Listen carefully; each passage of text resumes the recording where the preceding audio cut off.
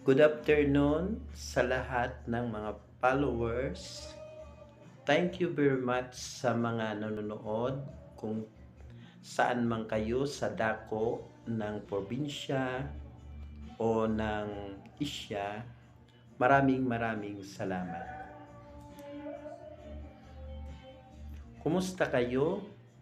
Good, good afternoon o good evening sa lahat ng mga nagsusubaybay sa akin. Nandito ako sa bahay sa Pasig City. Kararating ko lang galing sa work at gusto ko na makumusta ko kayo anuman ang inyong mga kalagayan sa buhay. Maraming salamat sa mga nanonood at nagsusubaybay sa aking reels. Thank you very much sa inyong lahat.